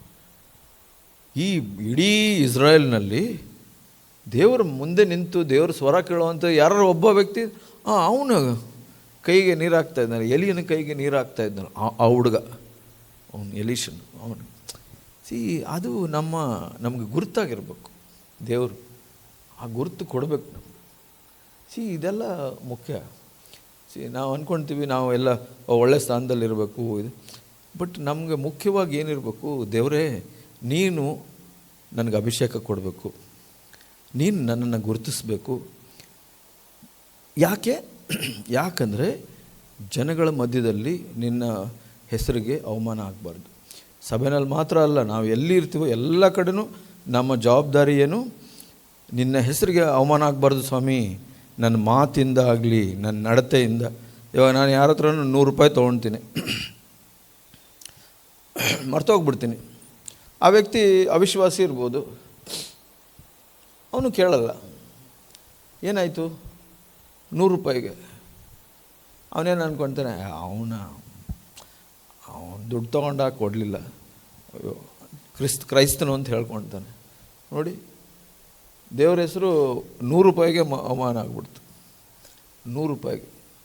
ಹಳ್ಳಿ ಕಡೆ ಒಂದು ಗಾದೆ ಹೇಳ್ತಾರೆ, ಅಡಕೆಗೆ ಹೋಗಿದ್ದ ಮಾನ ಆನೆ ಕೊಟ್ಟರು ಸಿಗಲ್ಲ ಅಂತ.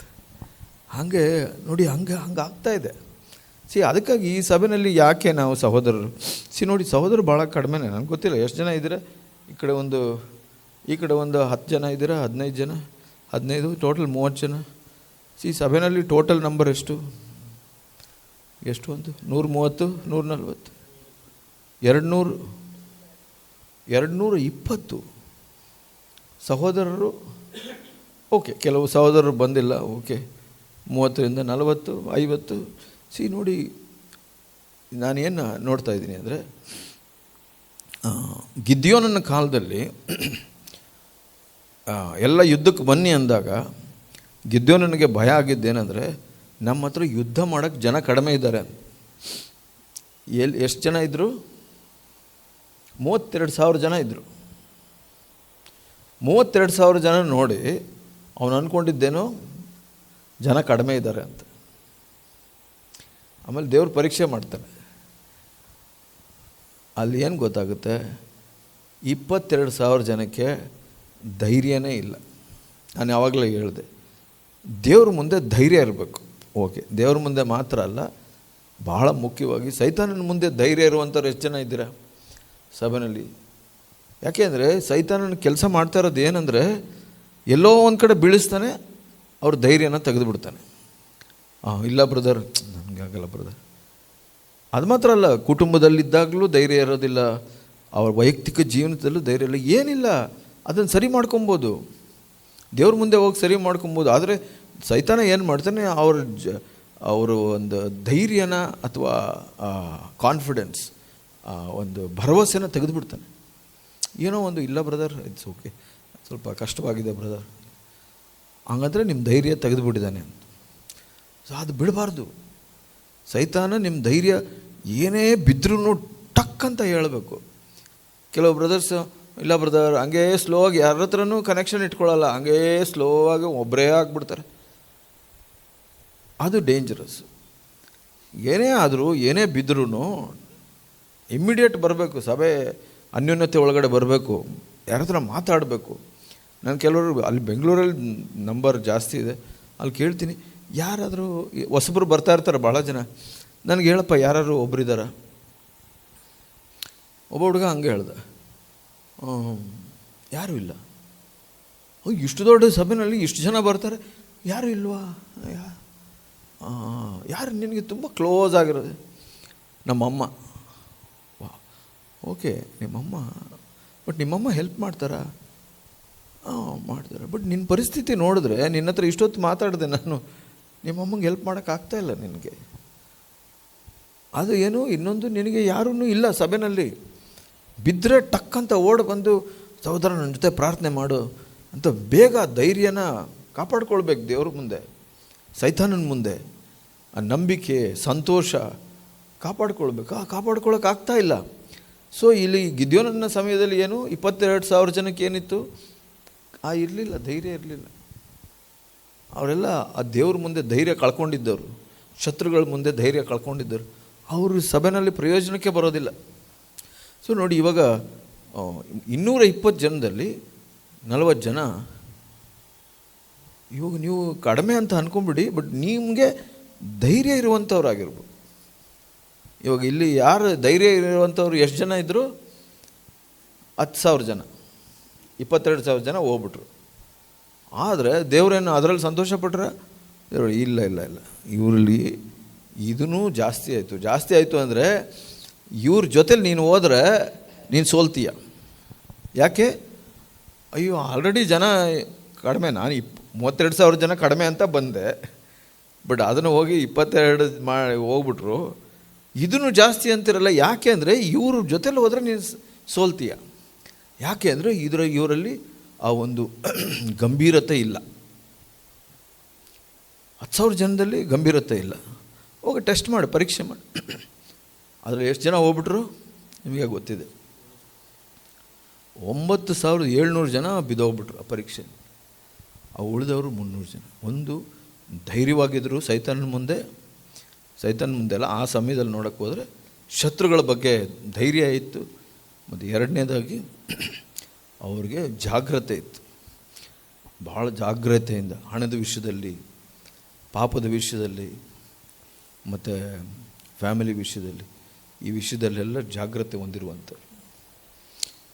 ಆ ಒಂದು 300 ಜನನೇ ಸಭೆನ ನಿಲ್ಲಿಸುವಂಥವ್ರು, ಸೈತಾನನ್ನು ಬೀಳಿಸುವಂಥವ್ರು. ಸೋಮವಾರ, ಮಂಗಳವಾರ, ಬುಧವಾರ, ಗುರುವಾರ, ಶುಕ್ರವಾರ ಸೈತಾನನ್ನು ಬೀಳಿಸ್ತಾ ಇರ್ತಾರೆ. ಸಡನ್ನಾಗಿ ಸೈತಾನ ಬರ್ತಾನೆ, ಮನೆಯಲ್ಲಿ ಏನೋ ಪ್ರಾಬ್ಲಮ್ ಕ್ರಿಯೇಟ್ ಮಾಡೋಕ್ಕೆ ನೋಡ್ತಾನೆ, ಬೀಳಿಸ್ತಾರೆ, ಎದುರಿಸಿ ಓಡಿಸ್ತಾರೆ, ಹೋಗಂತ ಹೇಳ್ತಾರೆ. ಮನೆಯಲ್ಲಿ ಭಯ ಬರುತ್ತೆ, ಸೈತಾನನ್ನು ಓಡಿಸ್ತಾರೆ, ಭಯನ ಓಡಿಸ್ತಾರೆ. ಎಷ್ಟು ಸಲ ಬಿದ್ದರೂ ಎದ್ದು ನಿಂತ್ಕೊಳ್ತಾರೆ ಧೈರ್ಯವಾಗಿ, ಅಭಿಷೇಕಕ್ಕಾಗಿ ಪ್ರಾರ್ಥಿಸ್ತಾರೆ, ಅಭಿಷೇಕ ಇರುತ್ತೆ. ಆವಾಗ ಅಂಥವರು ಸಭೆಯಲ್ಲಿ ಬಂದಾಗ ಸಭೆಯಲ್ಲಿ ಕೂಡ ಸೈತಾನನ್ನು ಓಡ್ಸೋಕ್ಕೆ ಆಗುತ್ತೆ, ಭಯಗಳನ್ನು ಓಡ್ಸೋಕ್ಕಾಗುತ್ತೆ, ಅಸ್ಥಿರತೆನ ಓಡ್ಸೋಕ್ಕಾಗುತ್ತೆ, ಆಮೇಲೆ ಬೇರೆಯವ್ರನ್ನ ಕಟ್ಟಲಿಕ್ಕಾಗುತ್ತೆ. ಅಂಥ ಸಹೋದರರು ನಮಗೆ ಬೇಕು. ಸೇವಕರಾಗಿರುವಂಥವ್ರು, ಅಭಿಷೇಕ ಇರುವಂಥವ್ರು, ದೀನರಾಗಿರುವಂಥವ್ರು, ಮತ್ತು ಪವಿತ್ರತೆಯನ್ನು ಕಾಪಾಡಿಕೊಳ್ಳುವಂಥವ್ರು. ಇದೆಲ್ಲ ಭಾಳ ಮುಖ್ಯ. ಇದೆಲ್ಲ ಹೋರಾಟ. ಬಟ್ ನಾವು ಬೆಂಗಳೂರಿನಲ್ಲೇ ನೋಡಿದ್ದೀವಿ, ಹೆಚ್ಚಿನ ಅಂಶ ಇಲ್ಲ, ಬಲ ಇಲ್ಲ, ಏನು ಮಾಡೋದು? ಇವಾಗ ನಾವು ಏನು ಮಾಡೋಕ್ಕಾಗಲ್ಲ. ಹೇಳೋದೆಲ್ಲ ಹೇಳಿದೆ, ದೇವರ ವಾಕ್ಯ ಕೂಡ ಬರುತ್ತೆ, ಬಟ್ ಆದರೆ ಗಂಭೀರವಾಗಿ ತಗೊಳ್ತಾ ಇಲ್ಲ. ಸೈತಾನನೇ ಜಯಗಳಿಸ್ತಾ ಇದ್ದಾನೆ ಅವ್ರ ಜೀವಿತದಲ್ಲಿ. ಅದಕ್ಕಾಗಿ ನಾವೇನು ಮಾಡೋಕ್ಕೆ ಆಗಲ್ಲ. ಆದರೆ ಸಭೆ ಉಳ್ಕೊಂಡಿರೋದು ಯಾರಿಂದ?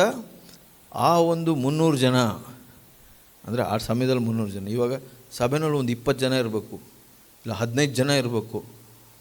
ದೇವ್ರನ್ನ ಸೈತಾನನ್ನು ಎದುರಿಸುವಂಥವ್ರು, ಧೈರ್ಯನ ಕಾಪಾಡಿಕೊಳ್ಳುವಂಥವ್ರು, ಪರಿಶುದ್ಧತೆಯನ್ನು ಕಾಪಾಡಿಕೊಳ್ಳುವಂಥವ್ರು, ದೇವ್ರ ಮುಂದೆ ಸಂತೋಷವಾಗಿರುವಂಥವ್ರು, ಮತ್ತು ದೀನರಾಗಿರುವಂಥವ್ರು, ಸೇವಕರಾಗಿರುವಂಥವ್ರು 15 ಜನ ಇದ್ದರೆ ಅವರಿಂದ ಕಾಪಾಡಲ್ಪಡುತ್ತೆ. ಈ 15 ಜನನ ನಾವು ಕಾಪಾಡ್ಕೊಳ್ಬೇಕು. ಆ 15 ಜನ ಅವ್ರನ್ನ ಅವಾಗವಾಗ ಪ್ರೋತ್ಸಾಹಿಸಿ 15-16 ಆಗಬೇಕು. ಆವಾಗ ಗಿದ್ಯೋನನ ಲೆಕ್ಕ ತೊಗೊಳೋದು 300-310 ಆಗಬೇಕು. ಆವಾಗ ಇನ್ನೂ ಜಯ ಗಳಿಸ್ಬೋದು. ನೋಡಿ ಎಷ್ಟು ಟೋಟಲಾಗಿ ಎಷ್ಟು ಹೋಗ್ಬಿಡ್ತು? 32,000 32,000 ಜನ ಟೋಟಲ್ ಇದ್ದಿದ್ದು. 31,700 ಜನ ಕೆಲಸಕ್ಕಿಲ್ಲ, ಪ್ರಯೋಜನ ಇಲ್ಲ. ಸಭೆಯಲ್ಲಿ ಪ್ರಾಬ್ಲಮ್ ಬಂದಾಗ ಸಾಲ್ವ್ ಮಾಡೋಕ್ಕೆ ಅವ್ರ ಕೈಲಾಗಲ್ಲ. ಸಭೆಯಲ್ಲಿ ಸಾಲ್ವ್ ಮಾಡೋಕ್ಕೆ ಇವರೇ ಒಂದು ಜನ ಬೇಕು, 300 ಜನ ಅಥವಾ ಒಂದು 15 ಜನ ಇರಬೇಕು. ಸೊ ಅದಕ್ಕಾಗಿ ನಾವು ಸಹೋದರರ ಕೂಟಗಳನ್ನು ಮಾಡಬೇಕು. ಸಹೋದರರು ಆ ಧೈರ್ಯನ ಕಾಪಾಡ್ಕೊಳ್ಬೇಕು, ಪರಿಶುದ್ಧತೆಯನ್ನು ಕಾಪಾಡ್ಕೊಳ್ಬೇಕು, ದೀನತೆಯನ್ನು ಕಾಪಾಡ್ಕೊಳ್ಬೇಕು. ಅದು ಗೊತ್ತಾಗುತ್ತೆ, ಎಲ್ಲರಿಗೂ ಗೊತ್ತಾಗುತ್ತೆ. ಇವಾಗ ಎಲೀಷನ ನೋಡಿದ್ರೆ ಜನಗಳಿಗೆ ಗೊತ್ತಾಗ್ತಾ ಇತ್ತು. ನೋಡಿ, ಅದು ಯೆಹೋಷಾಫಾಟನು ಕೇಳಿದಾಗ ಒಬ್ಬ ಹೇಳ್ತಾನೆ, ನೋಡಿ ನೋಡಿ ಅವರು ಇದ್ದಾರೆ, ಯಾರು ಸೇವೆ ಮಾಡ್ತಾಯಿದ್ದ, ಎಲಿಯನ ಕೈಗೆ ನೀರಾಗ್ತಾ ಇದ್ದ. ಆದರೆ ಇವತ್ತು ಅಭಿಷಿಕ್ತನು ಅವನ ಹತ್ರ ದೇವರು ಮಾತಾಡ್ತಾರೆ. ಹಾಗೆ ಹುಲ್ಗಿ ಸಭೆನಲ್ಲೂ ಇರಬೇಕು. ಆ ಬ್ರದರ್ ಹತ್ರ ಅಭಿಷೇಕ ಇದೆ, ದೀನತೆ ಇದೆ. ದೀನತೆ ಇದ್ದರೆ ಏನಿರುತ್ತೆ? ಕೃಪೆ ಇರುತ್ತೆ. ದೇವರು ದೀನರಿಗೆ ಕೃಪೆಯನ್ನು ಕೊಡ್ತಾನೆ. ಸಭೆಯಲ್ಲಿ ಯಾರಿಗೆ ಪ್ರಾಧಾನ್ಯತೆ ಅಂದರೆ ಯಾರಲ್ಲಿ ಕೃಪೆ ಇದೆ ಅವರು.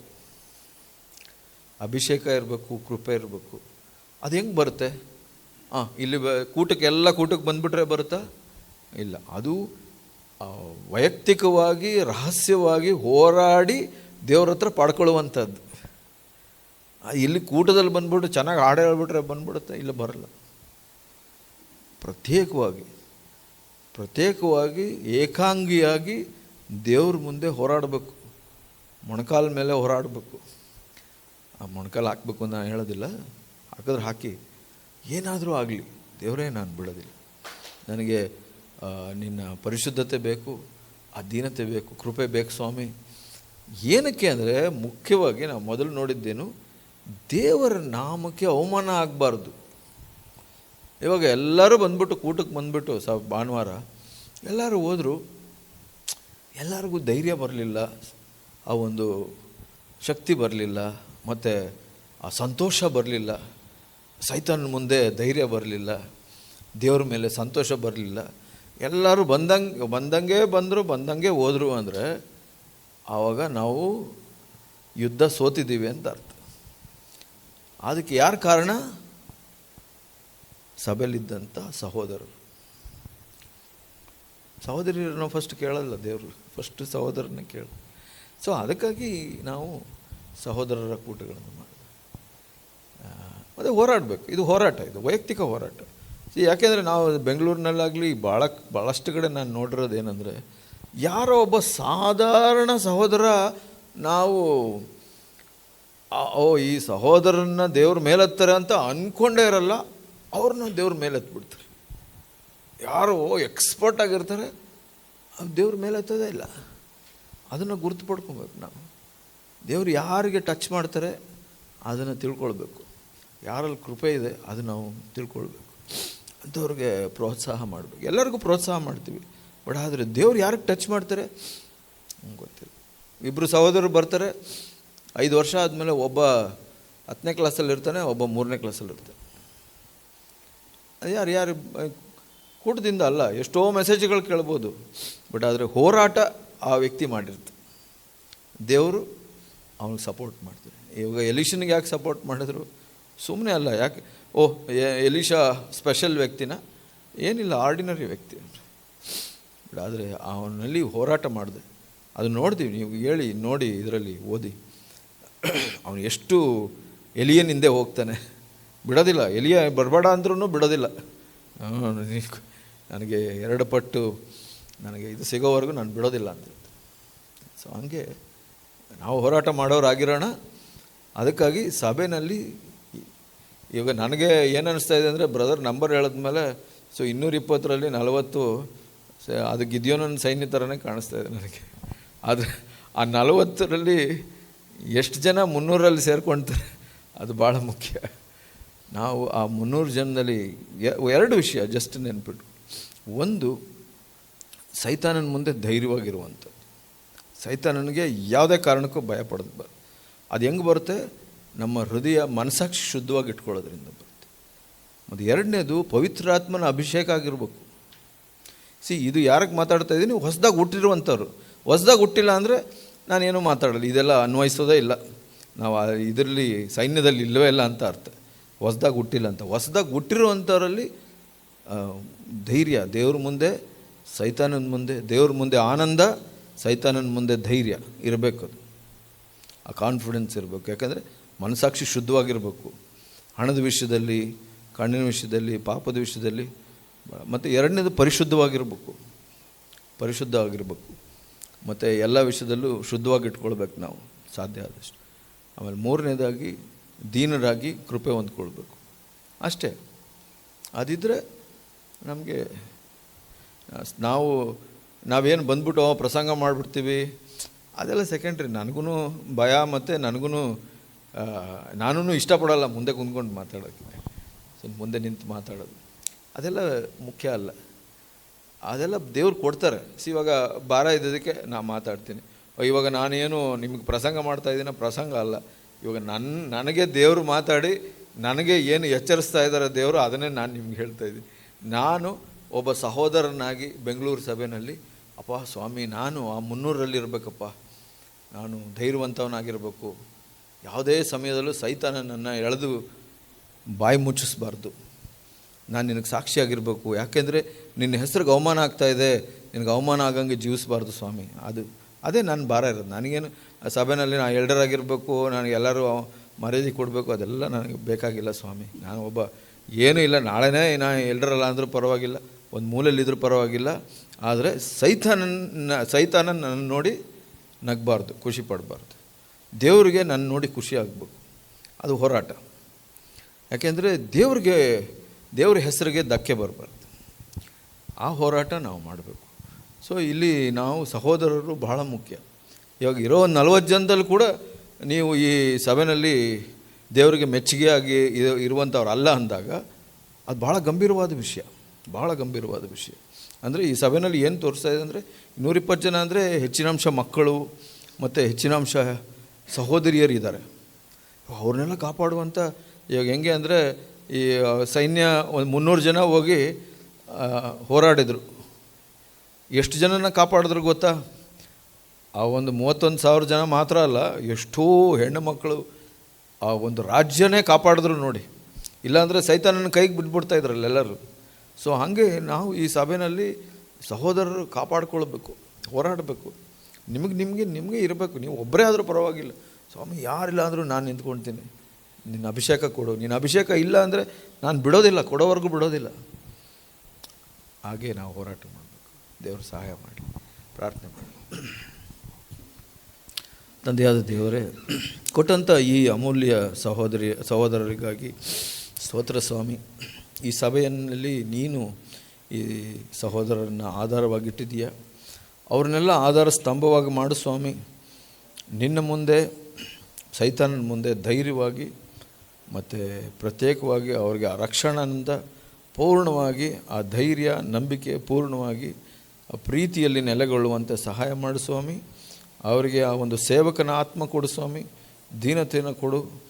ಅವರು ಆ ಹೋರಾಟವನ್ನು ಮಾಡಿ ನಿನ್ನ ಕೃಪೆಯನ್ನು ಹೊಂದ್ಕೊಳ್ಳೋ ಹಾಗೆ ಸಹಾಯ ಮಾಡು ಸ್ವಾಮಿ. ಪ್ರತಿಯೊಬ್ಬರು, ಈ 40 ಜನ ಮಾತ್ರ ಅಲ್ಲ, ಇನ್ನೂ ಇದ್ದಂಥ ಎಲ್ಲ ಸಹೋದರರಲ್ಲಿ ಆ ಒಂದು ಉಜ್ಜೀವನವನ್ನು ಉಂಟು ಮಾಡು ಸ್ವಾಮಿ. ಬಲವನ್ನು ಕೊಡು. ಅವರು ಆ ಗಿದ್ಯೋನನ್ನು 300 ಜನ ಸೈನಿಕರಂತ ಆಗಲಿ ಸ್ವಾಮಿ. ಪ್ರತಿಯೊಬ್ಬರು ಅವರಿಂದಲೇ ಈ ಸಭೆಯನ್ನು ಕಾಪಾಡಲ್ಪಡುತ್ತೆ ಸ್ವಾಮಿ. ಸೈತಾನನ ಎಲ್ಲ ಕ್ರಿಯೆ ಮತ್ತು ಕಾರ್ಯಗಳು ನಂದಿ ಹೋಗಲಿ ಸ್ವಾಮಿ. ನಿನಗೆ ಮಹಿಮೆ ಸಿಗಲಿ ಸ್ವಾಮಿ. ಕಡೆಯದಾಗಿ ಹುಲ್ಗಿ ಸಭೆಯಲ್ಲಿ ನೀನು ಘನ ಹೊಂದುವಂತಾಗಲಿ ಸ್ವಾಮಿ. ಎಲ್ಲ ವಿಷಯದಲ್ಲೂ, ಎಲ್ಲ ಕುಟುಂಬಗಳಲ್ಲೂ ನೀನು ಘನ ಹೊಂದು. ಎಲ್ಲ ಈ ಸಹೋದರರ ಜೀವಿತದಲ್ಲಿ ನೀನು ಘನ ಹೊಂದು, ನೀನು ಮೆಚ್ಚುಗೆ ಆಗಿರು, ನೀನು ಸಂತೋಷಪಡು ಸ್ವಾಮಿ ಅಂತ ಪ್ರಾರ್ಥಿಸ್ತೀವಿ ಸ್ವಾಮಿ. ಈ ಸಮಯದಲ್ಲಿ ನಾವು ಎಲ್ಲ ಒಬ್ಬ ದೊಡ್ಡ ವ್ಯಕ್ತಿಗಳಲ್ಲ, ಮತ್ತು ಚಾತುರ್ಯ ಉಳ್ಳವರಲ್ಲ, ನಾವು ಯೋಗ್ಯರು ಕೂಡ ಅಲ್ಲ ಸ್ವಾಮಿ. ಆದರೆ ನೀನು ಕರೆದಿದೀಯ ಸ್ವಾಮಿ. ನಿನ್ನ ಮಹಿಮೆಗಾಗಿ ಜೀವಿಸಲಿಕ್ಕೆ ನಮಗೆ ಸಹಾಯ ಮಾಡು. ಪ್ರತಿಯೊಬ್ಬ ಸಹೋದರರನ್ನು ನೀನು ಬಲಪಡಿಸು. ಎಲ್ಲ ಉಳುಕು, ಯಾವುದೇ ಥರದ ಕತ್ತಲೆ ಅವರ ಜೀವಿತದಲ್ಲಿದ್ದರೆ ಅದನ್ನು ಬಿಡಿಸಿ ಹೊರಗಡೆ ಬರಲಿಕ್ಕೆ ನಿನ್ನ ಅಭಿಷೇಕ, ನಿನ್ನ ಕೃಪೆಯನ್ನು ಹೊಂದಲಿಕ್ಕೆ ಸಹಾಯ ಮಾಡು ಸ್ವಾಮಿ. ಅವರು ನಿನಗೆ ಸಾಕ್ಷಿಯಾಗಿ ಜೀವಿಸಲಿಕ್ಕೆ ಸಹಾಯ ಮಾಡು ಸ್ವಾಮಿ. ಅಭಿಷೇಕಿಸು ಸ್ವಾಮಿ. ಅದು ನಿನ್ನ ಕಾರ್ಯ ಸ್ವಾಮಿ. ಅದಕ್ಕಾಗಿ ನಿನ್ನ ಬಳಿ ಬರ್ತೀವಿ. ನಾವೆಲ್ಲ ಬಲಹೀನರು ಸ್ವಾಮಿ. ಆಶೀರ್ವದಿಸು, ನಡೆಸು. ಪ್ರಭು ಯೇಸುವಿನ ನಾಮದಲ್ಲಿ ಬೇಡ್ತೀವಿ. ಆಮೆನ್.